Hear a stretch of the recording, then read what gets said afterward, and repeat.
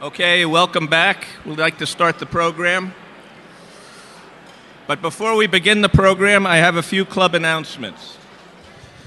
On February 7th, the Chicago Automobile Trade Association will host us once again for a special preview luncheon of the 2013 Chicago Auto Show at McCormick Place with guest speaker Henrik Fisker, co-founder, executive chairman, and chief designer at Fisker Automotive.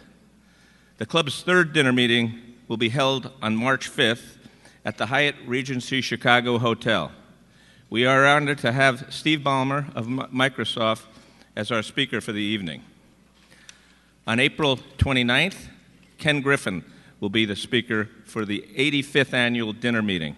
Ken is the founder and CEO of Citadel and also a club director. And finally, we close out the 2012-2013 program year on May 7th with the fifth night celebration, which will take place at the Art Institute of Chicago for the Picasso in Chicago exhibit. Watch for more information on these upcoming meetings. Email announcements will be sent to you 6 to 8 weeks in advance. However, details are on the club website. We look forward to seeing you at each of these future meetings. As is tradition with all luncheons, we will suspend the lengthy introductions due to the time constraints. However, full bios are available at your tables. And now, it is my pleasure to introduce our moderator and guest speaker. Marianne Childers is one of the most recognized and respected voices in Chicago broadcasting. As an anchor and reporter at ABC and CBS-owned stations, she reported virtually every major story in Chicago for more than 20 years. She has gained national recognition and won numerous awards, including 5 Emmys and a prestigious National Emmy for anchoring coverage of the death of Pope John Paul II. Currently, Marianne has her own consulting practice and also serves as a consultant to the Chicago-based Res Publica public affairs firm in which she headlines communication issues for civic organizations, major hospital systems, national hotel chains, law firms, professional sports teams, and financial institutions, among others. John Mackey is co-chief executive officer and co-founder of Whole Foods Market. John has devoted most of his adult life to selling natural foods and building a better business model.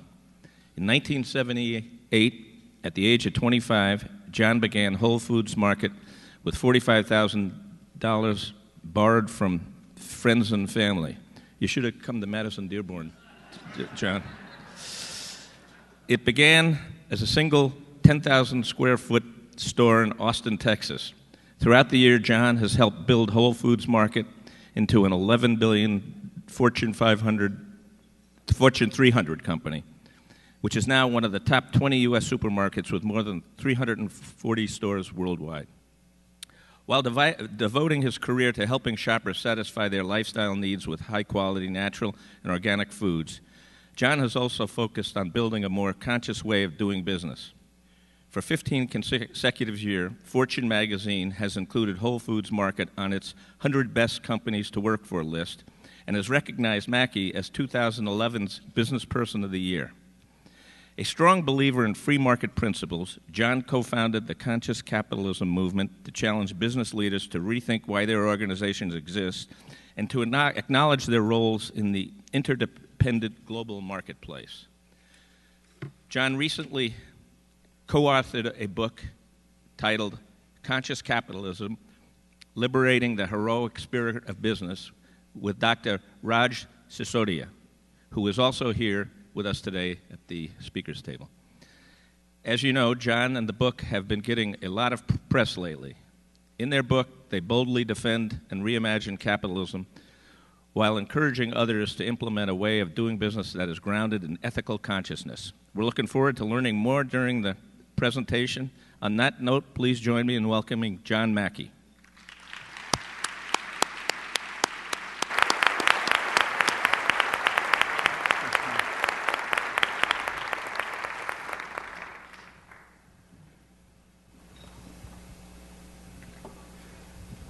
It's so great to be in Chicago. It's my second favorite big city, next to Austin, where I live, but I like it better than New York, so usually people like to hear that. Of course, whenever I come to Chicago, people forever apologize about the weather. If you go to LA, they brag about the weather. Chicago, they apologize. It's like, if you only had been here just a few days earlier. It's going to get sunny again sometime in May, so please come back then. But let me talk a little bit about our book, and my co-author Raj Sisodia is here, and basically anything you liked about the book, Raj probably wrote, and the stuff you don't like, I probably wrote. That's kind of how it works out. Well, why did we write this book? Well, lots of reasons. One reason is because we think business is the greatest value creator in the world. Business is what's lifted humanity up out of the dirt. And most people don't know it. I mean, 200 years ago, 85% of the people alive on the planet Earth lived on less than $1 a day. Less than today's dollars. 85%. Over 90% of the people were illiterate. The average lifespan was 30. Today, only 16% of the people on the planet live on less than $1 a day. The illiteracy rates are down to under 15%, and the average lifespan has increased now up to 68 across the planet, 78 in the United States, about 80 in Japan. And this has been due to capitalism. This has been due to business. And business doesn't get the credit for it. Instead, business is seen as basically a bunch of sociopaths running around that we better have big government stop them before they wreck everything.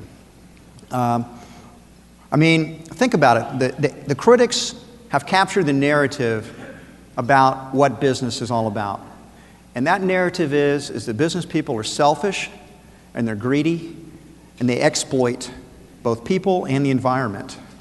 They're fundamentally not to be trusted.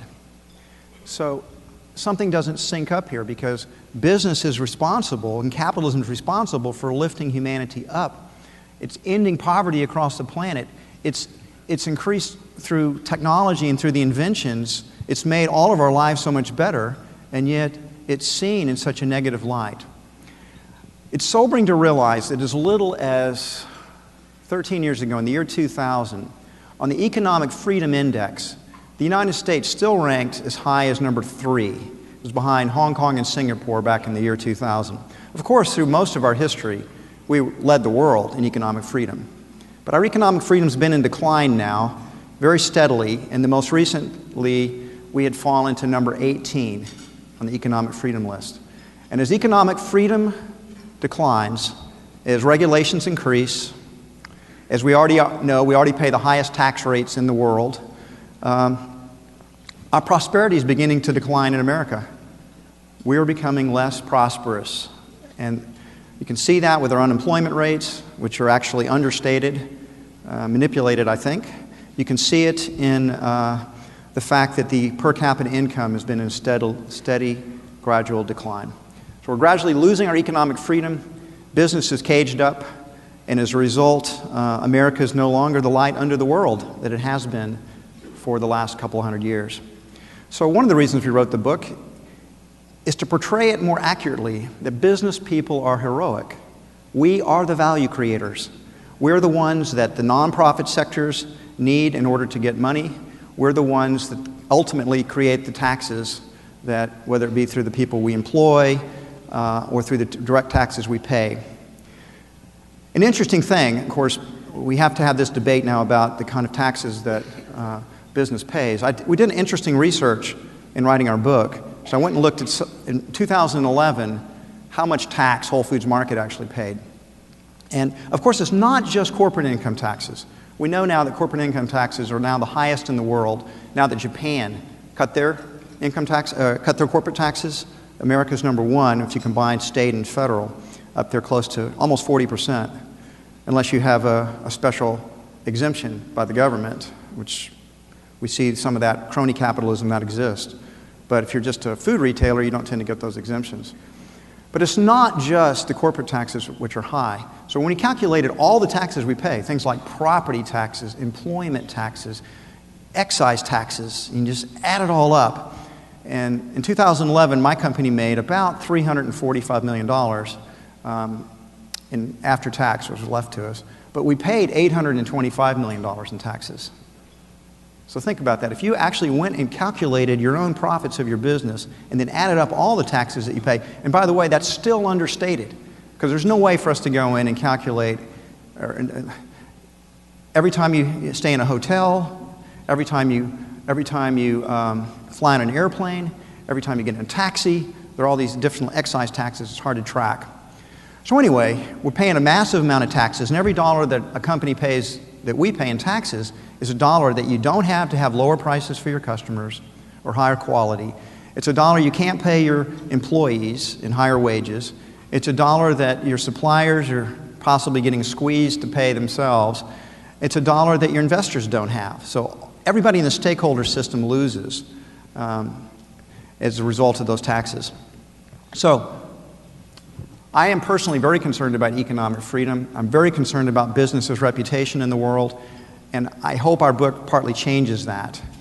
But that's just one of the reasons we wrote it. And even more important is that if we want to change the narrative about business, if we want people to think and understand the great value creation that business produces, we've got to recapture the narrative from the critics. And it starts by telling a better story about why we exist. Now, the biggest holdback, in my opinion, is that business is in this narrow category of only caring about money. And so the purpose of business is portrayed as only about money, only about profits, only about maximizing shareholder value. If you go to a cocktail party and you ask somebody randomly, what's the purpose of business? You'll get an odd look, because what they'll tell you is, what do you mean, what's the purpose of business? Everybody knows the purpose of business. The purpose of business is to make money. But it's such an odd answer. Why? If you ask what the purpose of a doctor is, and doctors are very well compensated, at least at this time they are, they're very well compensated, but their purpose isn't to make money. Their purpose is to heal people. And teachers educate, architects design buildings, engineers construct things. Journalists, theoretically, should be there to uncover the truth. And even attorneys, I would argue, should be, in their higher purpose, should be trying to help our society to have a just and fair legal system. So all of the professions refer back to some value that they're creating for other people in our society. Only business is put in this very narrow category that it's all about money. And as long as we're trapped in that category, business is going to it's going to be on the defensive. It's always going to be it's going to appear like it's whining. It's just not fair, you tax us too much, blah, blah, blah, blah. We've got to go back and re-examine why we exist. What is our purpose? Why does the business exist? What is our higher purpose besides just making money? My body cannot exist if it doesn't produce red blood cells. No red blood cells, I'm a dead guy. But the purpose of my life is not to produce red blood cells. Similarly, business cannot exist unless it's highly profitable. No profits, you can't renew the business. You can't innovate, you can't create, you can't repair your buildings and equipment when they wear out. You eventually go bankrupt. And as you should. You should be wiped out so those assets can be recaptured and invested in ways that will produce value for our larger society and culture. So business first has to discover what its higher purpose is. And so that's the challenge that we put in the book. What is the higher purpose of your business besides making money? And I have found in building Whole Foods Market that purpose is what can align all of the stakeholders, your employees, your customers, your suppliers, your investors, and your larger community around common goals, around things that you're trying to accomplish to make the world a better place, the value that you're creating. The second principle of the book, what we call the Four Tenets, one is purpose, higher purpose. The second one is stakeholders. That a business contrary to how it's often portrayed, it's all sort of a trickle-down society, and a little bit trickles down from the rich people to the poor people. That there's some kind of, if I get more, someone else gets less. The beautiful truth about business is that business is not about trickle-down, and business is not about somebody winning and someone else losing. Business is about everyone that trades with the business winning. It's all ethical because it's based on voluntary exchange, and in the business system, value is being created for all of the stakeholders who are all voluntarily exchanging. Customers are benefiting, or they would not be trading with the business.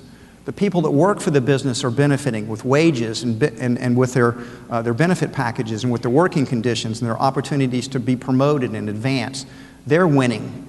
The suppliers that trade with it, before I came up here, there was a reception, and I met, maybe 15 or 20 suppliers to Whole Foods Market. We have about 100,000. And they quickly wanted to tell me their story about how Whole Foods loaned them some money, or they got into one store and now they went into 10, and then they went into 50, and their whole business has flourished as a result. So business creates value for suppliers that trade with it. It creates value for the investors that invest in it if the business is financially successful, and it creates value for our society. Partly philanthropic through any nonprofits that we support, partly through the taxes that we give, but partly just the fact that we are the engine that the whole society is dependent upon, because we are the value creators, we are the heroes. And that is a story that we have to tell. So the stakeholders are somewhat interdependent. So what I have found the conscious business does is it begins to create value consciously, not just for the investors, but for its customers, for its employees, for its suppliers, for its investors, and for the larger society that it's part of. If you do that consciously, you're going to optimize the entire business system, which has the very happy result of also increasing value for your investors. It's not a zero sum, it's not a win-lose. Business is about win-win-win-win-win strategies. The third tenet in the book, which we emphasize, is leadership. And we have a couple of chapters devoted to conscious leadership, because we need a different kind of leader to run a conscious business. You can't have a conscious business unless the leadership is somewhat conscious, because the leaders will hold it back. I know personally, and I recounted in the book, there were many times when I was holding Whole Foods back, and until I grew as a person, increased in emotional intelligence, and increased my spiritual intelligence, and was able to serve the purpose of the business more than my own ego, until I was able to do that, the company was held back. So we need a different kind of leader in the 21st century. Fortunately, we're beginning to get these kind of leaders. A big part of it is because women are, I got news for you. Women are beginning to really, they're taking over. And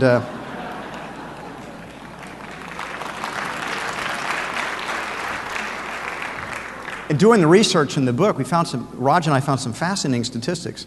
Do you know 60% of college graduates now are women? 60%.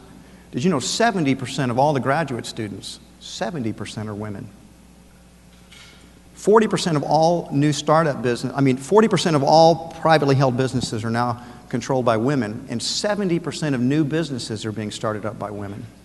Women are taking over all the professions: medicine, law, journalism, accounting, education.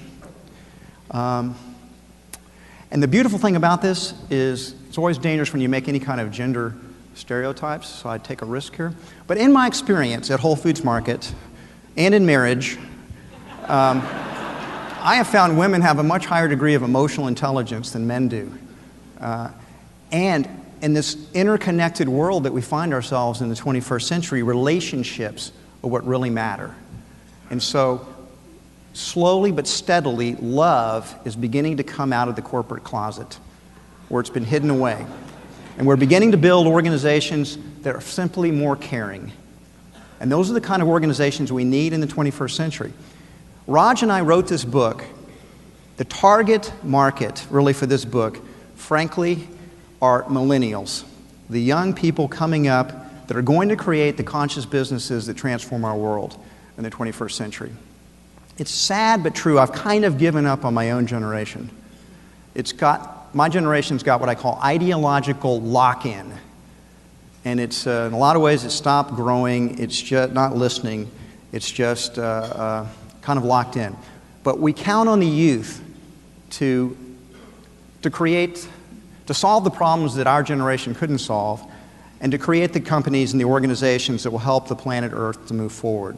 So I really do think Conscious Capitalism it's a very idealistic book. I will tell you, Raj and I poured our hearts into it. It's got lots, if you're a business person, it's got lots of how to do thing kind of information. But it also paints this picture of how business needs to transform itself and how it can escape this box that we're in, that we're the evil people that are selfish and greedy, and get us to where we really need to be seen. I mean, Gallup, for example, the Gallup polling shows that business's reputation is down to 19% approval rating in our society. 19%. That's only 2 points higher than Congress. That means 81% don't approve.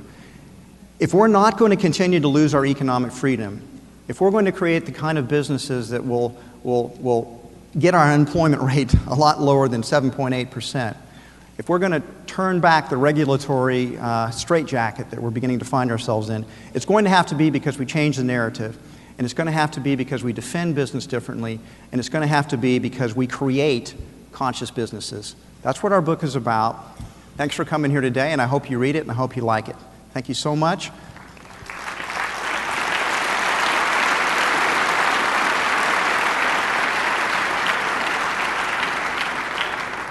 And let me welcome Mary Ann to the stage to interview. John. Thank you. Am I turned on? Thank you. Hello, everyone. In the spirit of full disclosure, I must confess that I'm a loyal Whole Foods shopper. And my husband, on occasion, has been known to complain that the meat and poultry at Whole Foods are often treated better than he is. Which is, of course, not true. Usually. All right. Well, you haven't killed him yet, have you? No, not yet. Okay. He might kill me Those are when all he dead hears animals we I have told in you that. our meat department. Okay. Real quick, and I hate to throw this at you, but there's a story in your book about the Austin flood of 1981, and that explains how you sort of got to this mindset. Can you share that story? I want to make them buy the book, but we'll do a teaser. So this was when we had our first big Whole Foods Market store, 1981. Austin had the worst flood that it had experienced in really over 100 years. And our store was 8 feet underwater. So we were completely wiped out. We were bankrupt. We didn't have flood insurance. And, I thought I was going to backpack around Europe next because I just thought we were done. The amazing thing happened the next day when we came in to start cleaning up the store. So we had dozens of customers show up to help us clean up the store. And it was like, these people don't work for Whole Foods. Why are they here? And they said, we love Whole Foods. We're going to clean this mess up, and we're going to get this thing reopened. And I was thinking, yeah, I got to do a lot more than cleaning it up because we don't have any money. We can't restock it. We can't pay anybody anything. But then all of the stakeholders at Whole Foods, they saved us. The team members, they worked for free for 30 days to get the store reopened. Our suppliers fronted us new inventory on credit. I always like to say based on my signature, which was so worthless that I was thinking about changing my name. We saw our bank loan us additional money. The investors kicked more money in. Every one of our stakeholders saved Whole Foods Market. And that changed the way I thought about business, honestly. I realized, oh my God, these people love us. We have to get back open again. And we have to take care of all of these people that are taking care of us. So my stakeholder awakening occurred as a result of that flood. We want your questions, and as you know, you can text them, you can tweet them, or you can go online, and we hope to get to some of those. But in the meantime, I can't let you give up on your generation because a lot of your generation is in the room. You had the advantage of building a business, and so you could evolve into this conscious business model and philosophy. But what about everybody who already has the business? They have their mission, and they have a culture that's entrenched. Changing the culture of a place, that can be like moving a cemetery. Well, that's kind of why I've given up on my generation. But Don't abandon them. Any I haven't advice, abandoned John? them. No, but you've just identified the main problem, Marianne. It's very difficult it's not impossible, but it's difficult. Because once a company has a culture, it has a mentality, if it ain't broke, don't fix it. So it almost requires a crisis to try to move anything. It is possible. Raj and I write about how companies can evolve themselves. And it starts with going into discovering or rediscovering what their higher purpose is besides making money. It means starting to think about the business differently in terms of stakeholders. And oftentimes it needs the leadership to personally evolve. Now, if the CEO doesn't want to change it, it's impossible to do so. But if the CEO will provide leadership to evolve, then it's possible.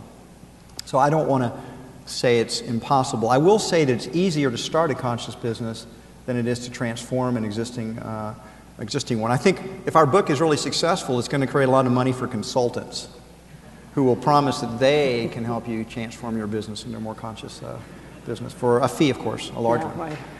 Now, many of the conscious businesses that you admire, Starbucks, Amazon, REI, Whole Foods, of course, those are businesses where a lot of the employees or the team members are not members of unions.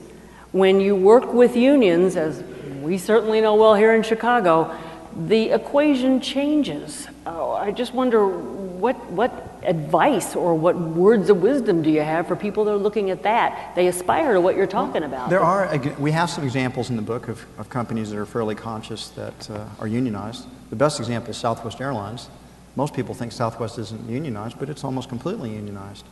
And yet Herb Kelleher, from the very beginning, created a different kind of relationship with the unions. And when we got to have dinner with Herb, and he's a really interesting guy, and talked to him about it, we asked him specifically about the unions.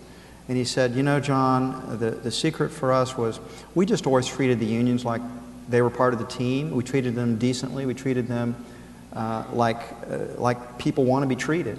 They didn't sit on the other side of the table. We sat next to them. And we found that if you treat the unions respectfully, and that they will reciprocate that. So Southwest has good relationships with their unions, and therefore it proves it's possible. Costco is another company that is partially unionized, and in talking to Jim Sinegal about it, he would tell you that they too have always had good relationships with their unions. So part of it is how you interact with the unions. So I think it is possible. We have some examples of it working. We have some of your questions coming in now, and one of them is, what has your experience been with managing and engaging millennials in the Whole Food system? Our company the millennials are transforming us. Our average age at Whole Foods, we have 73,000 people that work for the company now, and a huge percentage of them are millennials. Our average age is 31. So millennials are very idealistic. They want their personal values to sync up with the company's values. They're also incredibly green. Their consciousness about the environment is off the charts. Whole Foods has always had a commitment to the environmental stakeholder, but the millennials push us to do more and to evolve quicker. So they've been.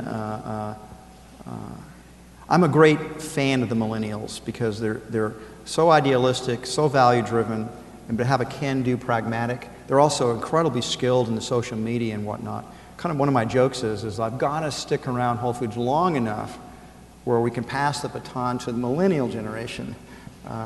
So it could be a rationalization to keep me around for longer, but working with millennials has been delightful. They also work for less, John. Excuse me? They work for less. They do? Yeah, you can hire them cheaper.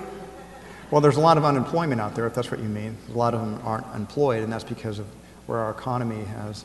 But everybody, when they're young, gets paid less. You've got to gain experience. You've got to move up the hierarchy. You've got to prove yourself. That's just the way it always works everywhere. You say in your book you have total transparency about the salary structure, that everybody in Whole Foods knows what everybody else makes on all levels. Or they can know. Most people don't care, but you can know. How's that working out? You know, it works good. Mostly because what people want to see generally is that the compensation system's fair. And they want to see how their pay compares to their peers.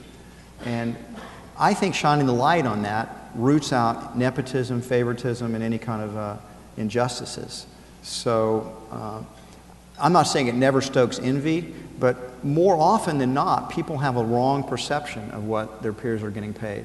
And so it reassures them that the basic compensation system is just. It also gives an opportunity, if they feel like it is unfair, to voice it, which may help uncover something if it's unfair. But it also points, I don't understand why he's getting paid more. And the team leader can say, well, if you do this, this, and this like she does, then you'll get paid more as well. So it helps direct people in terms of how to advance in the company.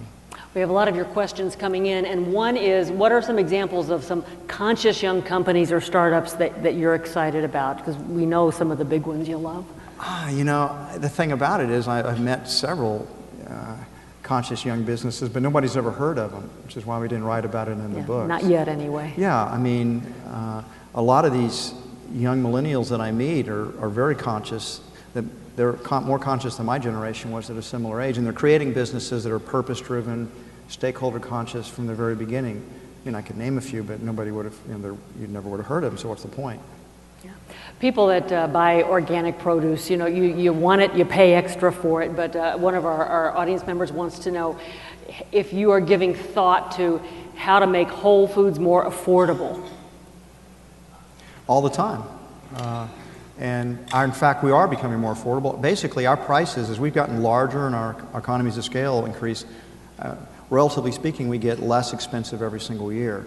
And other than the stereotypes, if people will actually go out, like some of the research analysts have done that cover the company, and actually do comprehensive price comparisons, they find surprising, they're all usually surprised how well Whole Foods Market does shape up. I mean, and in terms of competing with, say, Safeway, Trader Joe's, conventional supermarkets. We actually do pretty well there. But of course, we're high quality.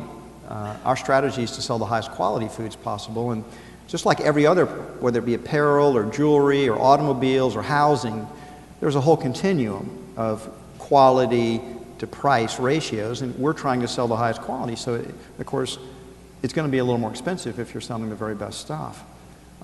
But there also, in that question, there are usually some other implied assumptions behind it. I usually try to call them out. One is that that people pay too much for food, that food's getting more expensive. But the evidence is completely the opposite. I mean, 100 years ago, we used to spend almost 50% of our gross disposable income on food. 50 years ago, it was still over 20%. And today, it's down to 7%. So we're spending less and less money on food. And the perception that food's too expensive is negated by the actual facts. The problem is, of course, is that people, and also the myth that somehow they're the healthiest foods are I'd like to shop at Whole Foods, it's too expensive. But the healthiest foods are the least expensive foods. This is the paradox. What people are doing, I mean, we're 69% overweight and 36% obese in America. We know we have this obesity issue. Poor people in America are not thin like they might be in Bangladesh or Chad in Africa. It's that we eat junk food in America. We eat lots of empty calories and a lot of processed foods. And those are more expensive.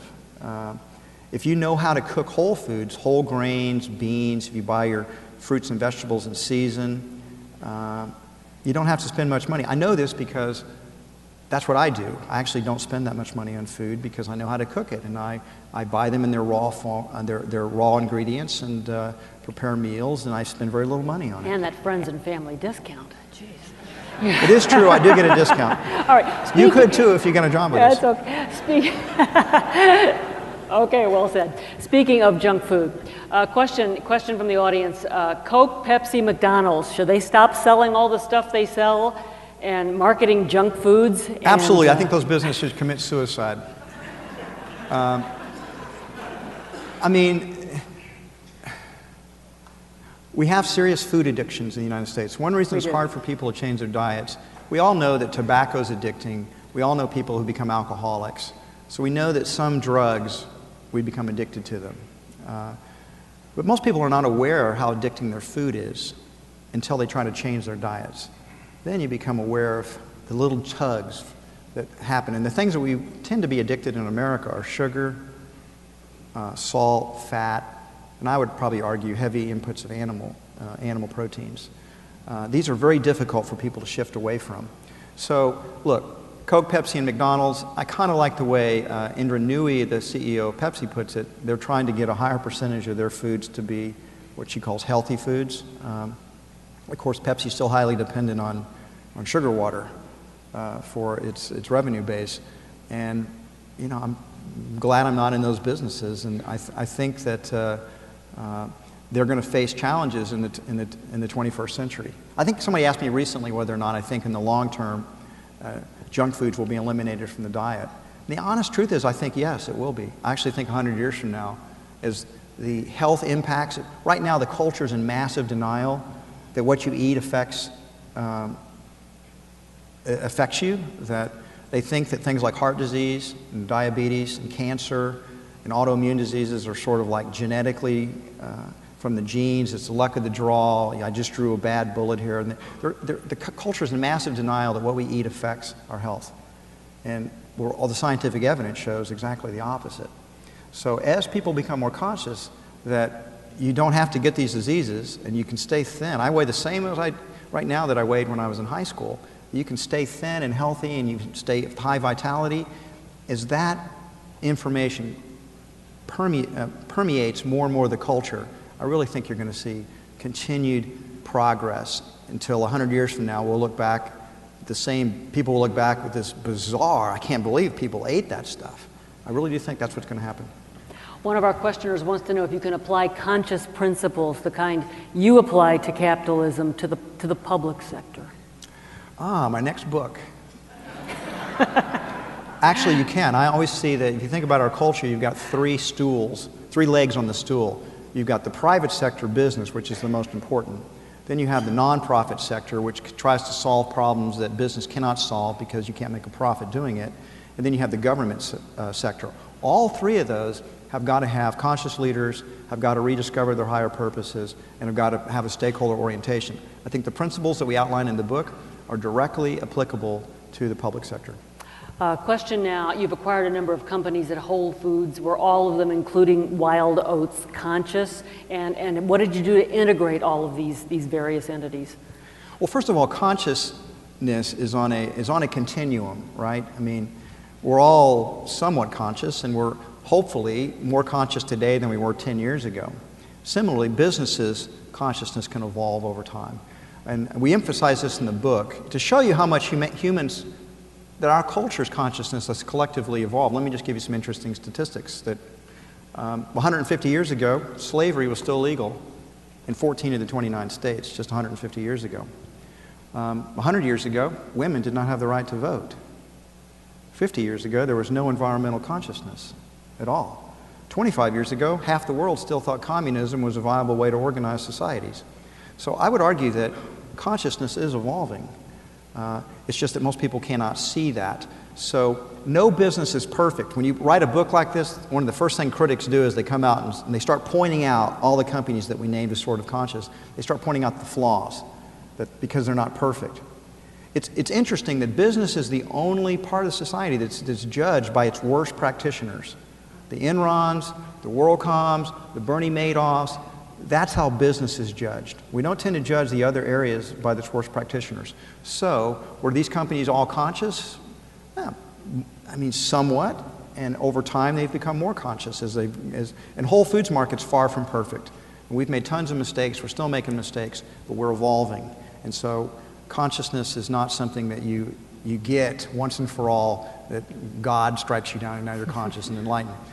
Instead, it's a continued evolutionary process. An audience member wants to know if the current model of global capitalization is the best we can do, or do you think there's some better models out there somewhere on the horizon? Yeah, it's in the book. It's a better model, so that's absolutely we can do better. I always like to say business is good, but it could be so much better. It needs to be so much better. Do you think that all those people would have come to help you clean up if, like, you sold hammers? And I'm serious about this because whole people have a very personal relationship with their grocery store. They're there all the time. It's a part of their lives. REI, camping, it's a lifestyle issue. Starbucks, that's integrated into people's days. You buy a hammer once, if it works, you don't buy one for 20 years. Well, if you're just in the hammer business, you're probably not going to be in there. But if you're a place, if you could be a home improvement store that sells hammers, that develops really close relationships with your customers and your team members, and so I think it is possible, absolutely. How do you keep everybody happy? Because every day we pick up headlines and we see cutbacks, we see salaries cut, jobs cut, benefits cut. At some point you have to restructure, you have to put new economies in place.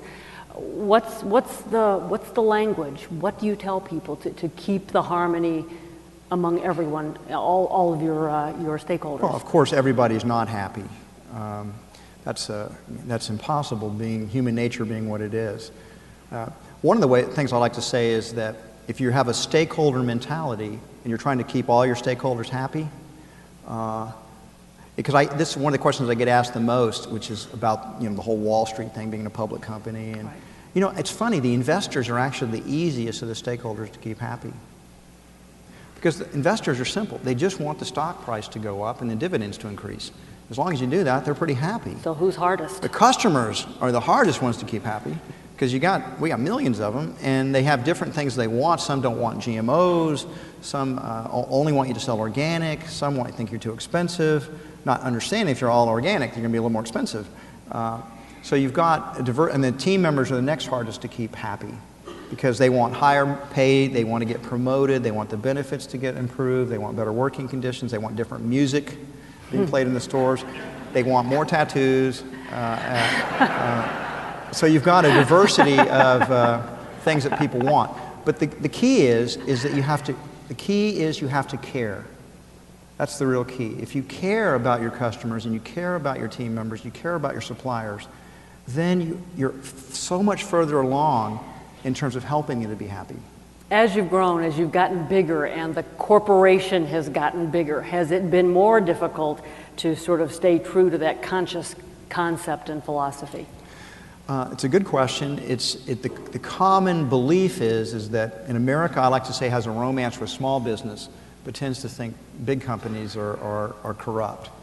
And I experienced this with Whole Foods when we were a cute, young company. Everybody, they were a darling. And as we got larger and became a corporation, went public, a lot of people began to see us as, this monster. But the honest truth is that Whole Foods Market is able to do so much more good today than it could do 10 or 15 years ago, because as your scale increases, it's your potential to do something bad may increase, but your potential to actually create more value goes up as well. And Whole Foods Market is so much more impactful today. It does creates so much more value in the world than it used to. And so the answer is absolutely. It gets easier to be positive and have a positive impact. We have the exact same, our values have evolved, but they've evolved into terms of higher complexity, but the same impulses in terms of purpose and creating value for our stakeholders that's been there since the beginning are still there, only more conscious. We do a better job of it. In Chicago, we have a lot of areas where you can barely find a store that has a fresh vegetable. We call them food deserts here. It's a big problem in our city and in other urban areas. Your stores tend to be located in more affluent areas. Have you given thought to helping to be part of the solution of this problem? Well, I have a couple of thoughts about that. Of course, we already are part of the solution, because give you a good example. When we opened our store, first store we came to Chicago was in 1993. It was on North Avenue. And I don't know if I remember what it was like then. My board did not want to open a store there because Cabrini Greens was just a few blocks away. There was no other retail around there except for Sam's liquor warehouse there. And that was it. Now look at that area. It's unbelievable. It's become a major retail center in that part of Chicago. And I've seen housing be redeveloped. It's become far more affluent. I think Whole Foods Market contributed greatly to that. We've seen the same thing happen in other communities we've been in. We went into P Street in Washington, D.C. It completely upgraded the neighborhood. So The joke at Whole Foods Market internally is we could have made a lot more money speculating on real estate around our stores than we've ever made selling groceries, because we increase property values tremendously. But in a more direct answer to that question, we've got two foundations that exist currently. The Whole Planet Foundation, which makes microcredit loans in the developing world. We're now in 55 countries. And the Whole Kids Foundation, which gives grants to salad bars to school. We've done over 2,000 salad bars in 2 years. And garden grants. We've got over 1,000 gardens that have been started up in schools. But we're creating a third foundation in 2013 we call the Whole Cities Foundation. And it's going to go into these food deserts, and we're going to start a nonprofit store there that's going to be a different kind of business model. We've got 3 mayors that we've talked seriously about. Anyone we know? Yes. Cory Booker in Newark. You know Cory. Come on. You know Mitch Landau in New Orleans. And I believe you know Rahm Emanuel in Chicago. Thank you. So those probably be the 3 places that we experiment with to open these a whole city store, and we'll see how that works. An audience member wants to know how you show the love. How do you show your workforce and your team members that you care? Well, you have to care. That's the most important thing, because you can't just show it. You have to actually feel it, and then you have to show up in an authentic way so people can sense that. People pay a lot more attention to the intuition they get about you and what you actually do in the world than what you say. So Whole Foods Market consistently acts in a way that shows care to our customers and to our team members. I try to show that in every one of my interactions. And I'm not perfect, so I sometimes fail at it. But in general, that authenticity shines through and people can sense it and know it. You were speaking about sugar and obesity issues earlier. It's pointed out by an audience member that you continue to sell unhealthy foods in your stores, and because you have people continue to buy them. Killer bakery. I mean, the bottom line is that if I only sold the foods I personally eat, I'm a vegan. I try not to eat sugar. I try not to eat white flour.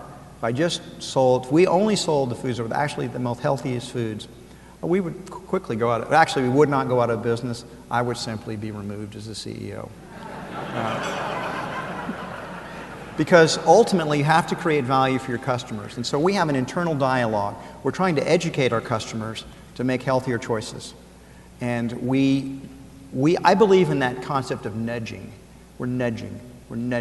But ultimately, the customers vote. And if you don't sell them the foods they want to buy, they're just going to go down the street and shop at your competitors.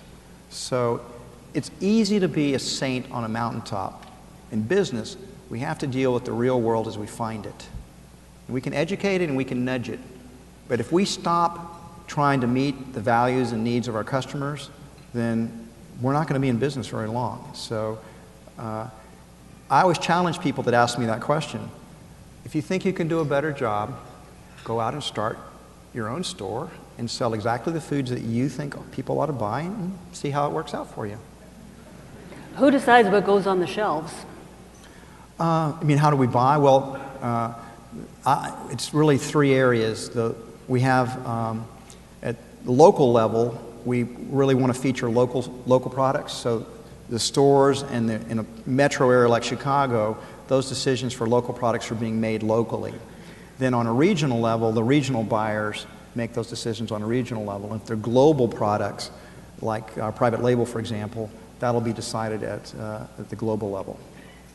Do you make a conscious effort to buy products from women suppliers or from companies that are run by minorities? No, we really don't, simply because, as I already pointed out, 70% of new businesses are being started with women. We don't have to favor them. They're the ones that are showing up to sell us stuff. So increasingly, women-owned businesses are what's being sold in our stores. So it's a wonderful thing. How are you using technology to help integrate all of your various stakeholders? Has that changed? I mean, clearly it has since you had the one store. I mean, think about it. A lot of times I get media that wants to ask me, what's the world going to be like in 10 years or 15 years or whatever? And I always reply I use the Yogi Berra quote that said, Making predictions is difficult, particularly about the future. And in fact, if you think back about it, how many people were using a smartphone 10 years ago? Nobody was. Who was using an iPod 11 years ago? Sure. Nobody was. Who was on Facebook 10 years ago? Maybe you were Googling 10 years ago, but the company possibly not, because Google's only been in existence. I think they started their 14th year. So we've changed the world so much, and that's the social media is such a revolution. And so the internet and the World Wide Web, digital cameras, I mean, I can take a picture of somebody. I did today that was a friend of one of mine. I sent it immediately to my friend. We're so interconnected today that, I mean, the oddest thing about going to college campuses now, for example, is I think back, it used to be you'd see them walking along and their heads were in the clouds. Now, you see people at the universities walking around, and everyone is in one of two states. They either have little iPod buds connected to their, the little white buds coming out of their ears, and they're listening to music, or talking to or they're looking at their smartphone while they walk along. You see this in the business sector too. Everybody's walking around looking at their smartphones. So the world continues to evolve at a rapid clip, and technology is what's leading that evolution. Audience member wants to know how you feel about the path that our current administration is taking to our country, and how you think that's going to affect business and growth. Yeah, my PR team has really asked me not to make comments. You know what? About the Just current between administration.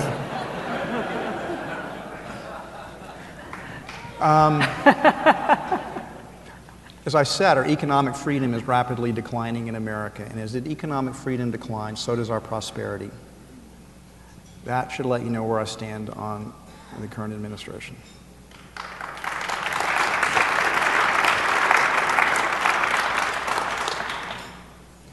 I'm in Illinois right now. I've got to be really careful. That's right. That's right. I'm not in Texas any longer. This is true. Yeah, Chicago. It's a tough town.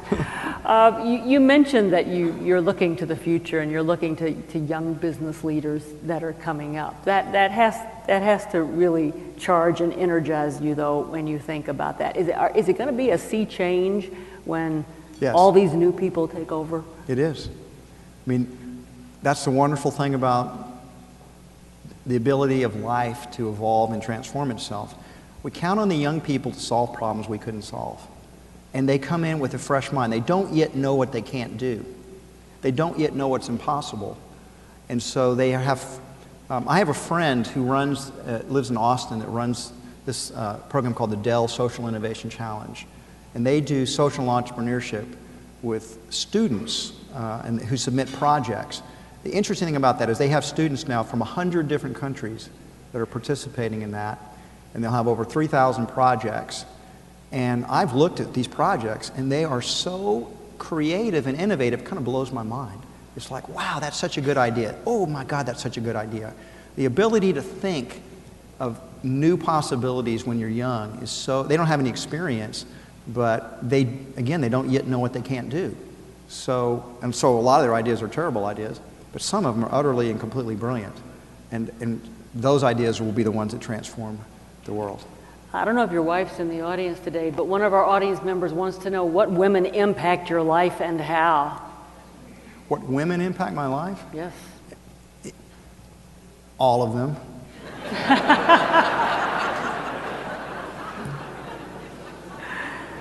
Hey, I dedicated the book to my father and my wife, who I identified as my two greatest teachers.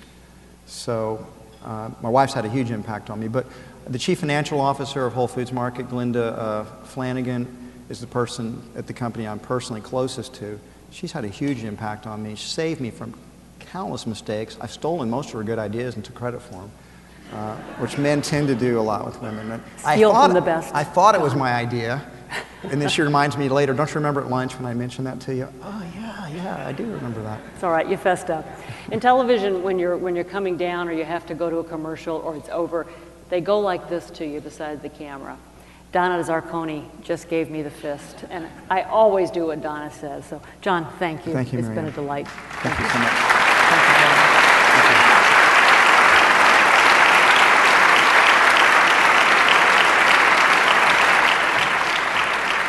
John and Marianne, thank you so much for being here. This was a really interesting session, and thank you for making the effort to come. As you see, the crowd is, nobody's left, so it was very well done. Thank you. And don't forget, John will hang around for a half hour and sign books. So buy your book, come back here and sign. This meeting is now adjourned.